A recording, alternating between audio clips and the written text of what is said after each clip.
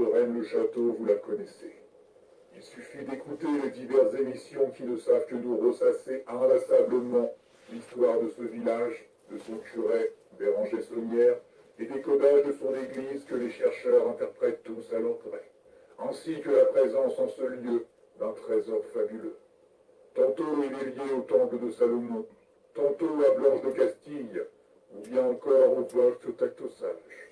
Tout cela, pour certains, ne serait même issu que de l'esprit délirant d'un certain Pierre Plantard, manipulateur et mystificateur émérite, et accessoirement créateur du prieuré de Sion, qui n'a peut-être fait qu'agir sur les écrits de Gérard de Sède, auteur de l'ouvrage L'Or de Rennes, livre à l'origine de toute cette histoire.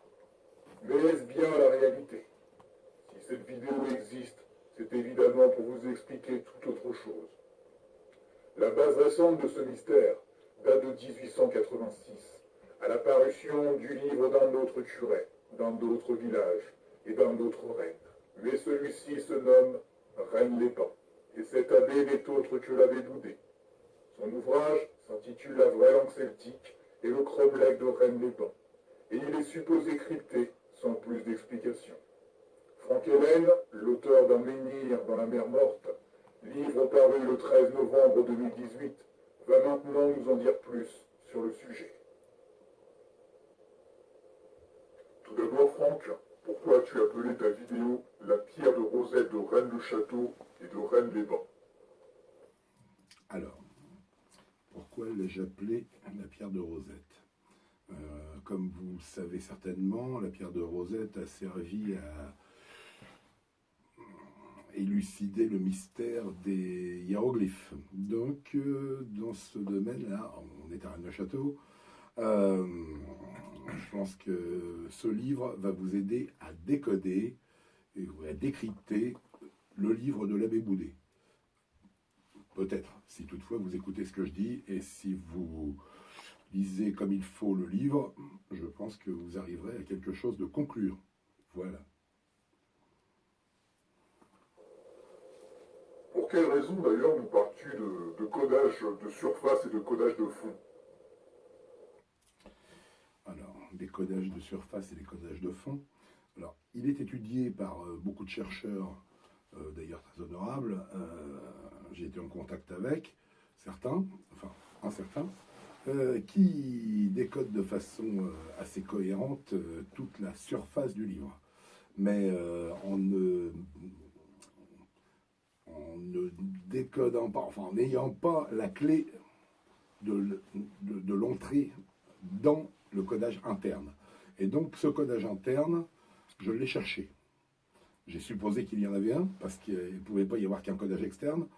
Donc je me suis lancé sur le codage interne et j'ai cherché la clé du codage, que j'ai trouvé d'ailleurs.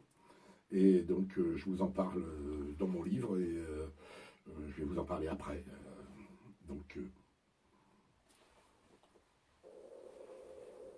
Pourquoi nous dis-tu que ce codage de profondeur n'est extractible qu'en français? Donc cela signifierait que les traductions, quelles qu'elles soient, sont chose vaine. Oui, alors les traductions, quelles qu'elles soient, sont chose vaine dans d'autres conceptions, parce que, si vous voulez, l'abbé Boudet, dans son avant-propos, dans l'avant-propos du livre, donc les toutes premières pages, il nous dit que cette langue est en français. Il nous dit clairement, il nous parle de la langue des Celtes, des Gaulois, et donc elle est en français. Alors après, si vous utilisez une autre langue, je ne suis pas persuadé que vous réussissiez à faire quelque chose. Ça a été traduit en plein de langues, enfin a priori, ça a été traduit en anglais et autres, mais on ne peut pas comprendre le codage interne, on peut comprendre le codage externe éventuellement, mais le codage interne est complètement impossible à percer si l'on ne le fait pas en français. Et ça, il nous dit clairement dans les avant-propos. Voilà. Mais concrètement, qu'est-ce qui t'a incité à t'intéresser à ce livre si énigmatique, qui est le livre de l'abbé Boudet? Et quel a été ton premier ressenti après l'avoir lu? Alors, mon premier ressenti a été particulier, parce que quand je l'ai lu, comme M. Goudonnet le dit aussi dans ses interviews, la seule volonté qu'on a, c'est de le foutre à la poubelle. Parce qu'il ne ressemble à rien. C'est complètement vaseux comme texte. Il ne raconte que des inepties plus grosses les unes que les autres. Et donc je m'y suis intéressé parce que mon ordinateur est tombé en panne le 14 décembre 2012. Et donc à partir de cela, je me suis lancé sur un truc où je me suis dit qu'il allait falloir que je creuse et que j'allais essayer de comprendre l'incompréhensible. C'est ce que j'ai fait. Donc après, vous le verrez. C'est compliqué, mais voilà. Donc ce qui est clairement innovant dans ton livre, c'est cette découverte qui porte sur le nous-mêmes, qui figure dans les observations préliminaires que tu as transposées en HB, Oui. en l'occurrence les initiales d'Henri Boudet, chose qui n'a jamais été révélée par quiconque jusqu'alors, et qui est, pour ainsi dire, l'élément déclencheur de ce mécanisme infernal qui est au cœur même de la logique boudéenne. Comment en es-tu arrivé du coup à déterminer l'existence du HB? Alors l'existence du HB, je l'ai déterminée en commençant le livre. Bon, là, ça me disait pas grand-chose de très bon, sauf qu'au moment, les observations préliminaires nous parlent des miroirs, nous parlent des langues puniques, celtiques, hébraïque, si je me souviens bien, punique, celtique, hébraïque et basque, pardon. Merci. Donc, après, j'ai continué à avancer, et j'avais souligné ce passage. Sauf qu'il a fallu que j'aille à la page 170. Et à la page 170, je suis arrivé au Trouïde Druide. Et le Trouïde Druide, l'abbé Boudet nous en parle en nous disant que le Trouïde devra se transformer en droïde pour adoucir les sons gutturaux de la langue celte par le biais de César.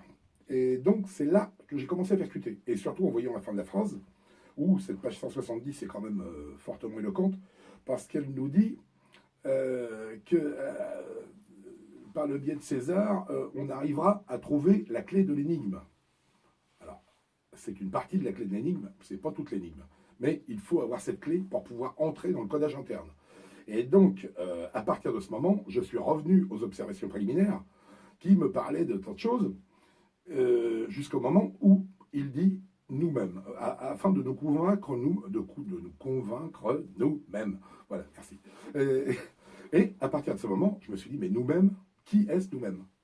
Et là, je me suis dit, le nous-mêmes en question ne sera-t-il pas Henri Boudet et Edmond Boudet éventuellement? Alors donc j'ai commencé à essayer des tas de codage. Et je suis arrivé, il nous parle des tectosages, et c'est à partir de ce moment que j'ai commencé à transformer tectosage par le chiffre de César. Parce que le chiffre de César est une chose très importante. C'est un codage qui a été établi par César pour passer ses messages, paraît-il, dans la légende, et qui était un codage très simple. Pardon. Et donc, à partir de ce moment, je me suis attaqué au chiffre de César. Et j'ai découvert à quoi il servait et comment il fonctionnait. Donc, avec une disposition lettrique qui nous faisait une permutation d'une lettre à une autre, et donc qui nous transformait tout l'alphabet. Et on pouvait le mettre dans un sens, mais on pouvait aussi le mettre dans l'autre. Donc, à partir de là, j'ai commencé à travailler sur le sujet, et je suis arrivé à transformer le mot tectosage, qui voulait dire « my home in win ». Donc, ma maison en vainqueur, en anglais phonétique inversé. Donc, à partir de ce moment, voilà ce qui est arrivé. Et c'était le début de la grande aventure. Donc on est bien d'accord que cette vraie langue celtique, elle est bien basée sur l'anglais phonétique. Ah oui, totalement. Totalement. Enfin, du moins au départ. Parce que Boudet nous a endormis en nous parlant de l'anglais phonétique, en nous transformant des mots. Par exemple, il a transformé Sarzo, parce que je prends l'exemple qui est le plus connu. Sarsiou, Tabit Crin, enfin bon, c'est tout un délire. Et donc, à partir de ce moment, je me suis dit, mais quand j'ai inversé les mots et que ça m'a donné de l'anglais phonétique avec des Y et autres, je me suis dit, ah, il y a certainement quelque chose. Et donc, My Home in Win était la première intervention divine, je dirais, merci Boudet, où il nous montrait qu'il y avait une corrélation entre son codage et sa transformation électrique qui nous amenait à un anglais phonétique. Donc là, ça nous amenait véritablement à un anglais phonétique. Et ce n'était que le début. Voilà.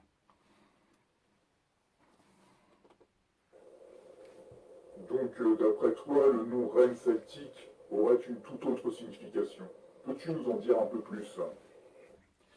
Oui, alors là, je vois que tu as lu le livre, Nao, parce que, oui, reine celtique, là, on arrive. Alors d'abord, j'ai commencé par transformer, excusez-moi, mais je reviens un peu au début, en transformant d'abord toute la table des matières de l'abbé Boudet, et je me suis aperçu que certains mots très importants dans l'histoire de Rennes-le-Château ressortaient. Il ressortait des mots comme Elohim, comme enfin plein de choses. Et à un moment, Reine Celtique, qui est le nom de la carte, le titre de la carte, si vous ne l'avez pas lu ou si vous ne faites que le découvrir, vous regardez la carte, Reine Celtique. Et quand vous le mettez, quand vous le traduisez par le biais du codage HB, parce que HB, en fin de compte, c'est le nous-mêmes de la vraie langue celtique, et le nous-mêmes, c'est Henri Boudet. Et donc, ça correspond au codage lettrique. Quand vous mettez votre alphabet en forme et un alphabet normal, et que vous disposez un autre alphabet avec le B en corrélation avec le H, et que vous disposez votre alphabet sur toute votre feuille, vous arrivez avec l'alpha, l'oméga, donc ce qui nous fait tourner l'alphabet et qui nous le transforme, on arrive à un moment, Reine Celtique, tu vois, Reine Celtique, tu te souviens ce que tu as regardé dans le livre, enfin je le suppose parce que tu m'as dit que... donc sur la carte, Reine Celtique signifie You can find my hill. Donc il n'y a pas besoin d'être super calé en anglais. You can find my hill, vous pouvez trouver ma colline. Donc ce qui prouve que l'on peut trouver sa colline par le biais de son codage. Ben, c'est vrai et pas vrai. Parce qu'après, on a des explications plus poussées dans le domaine, mais il y a quand même une forte corrélation entre la transformation électrique qui nous fait arriver avec le HB à des transformations électriques qui nous donnent des mots. Et donc, à partir de ça, je suppose que l'on peut trouver l'emplacement de sa colline, ou de ses collines peut-être. Donc, après, il suffit de voir. Pour vérifier tout cela, tu nous dis d'aller à la page 33 de la vraie langue celtique. Et pourtant, cette information ne figure pas dans ton livre. Pour quelle raison? Alors, pour quelle raison déjà, je connaissais son existence. Pardon. Je connaissais l'existence de cette page 33.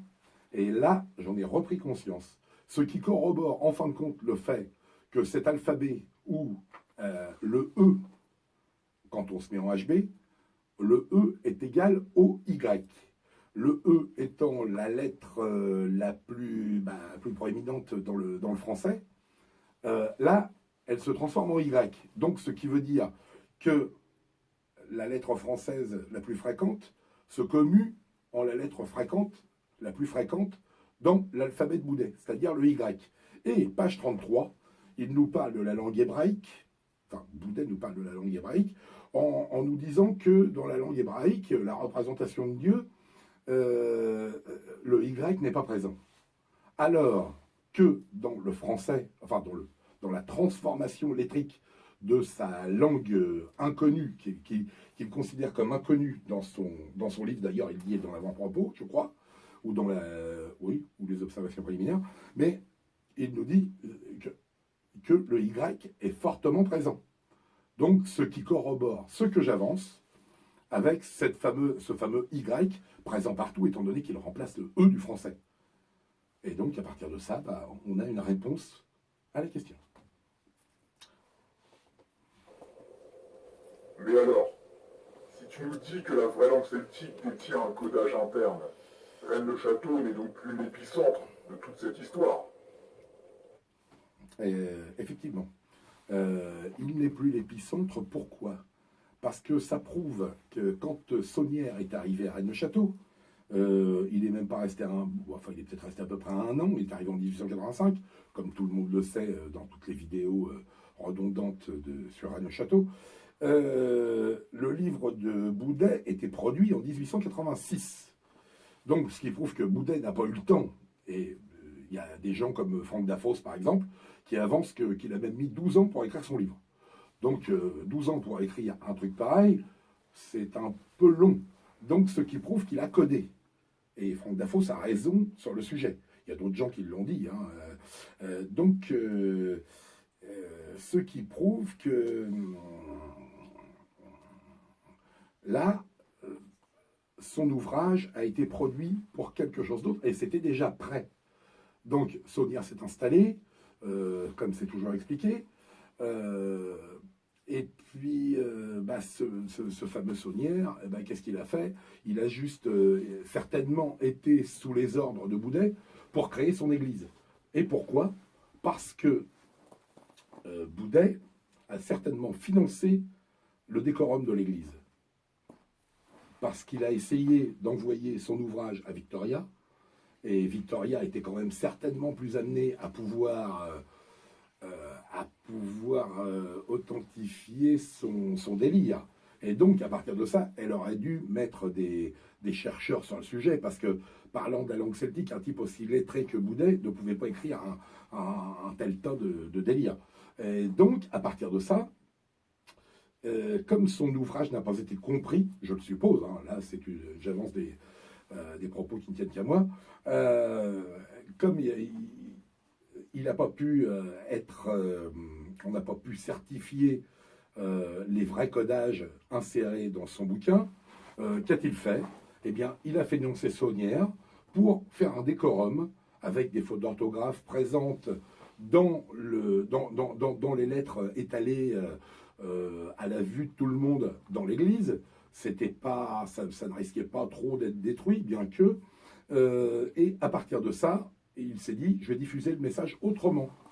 Et donc, c'est comme ça, certainement, qu'il a crypté toute l'église. Et donc, l'église est cryptée de la même façon que ces codages de la vraie langue celtique. Et vous verrez par quel moyen dans la prochaine vidéo, certainement, si vous êtes intéressé à cette vidéo. Donc, voilà. Merci à toi, Franck Hélène, pour toutes ces précisions concernant ton ouvrage.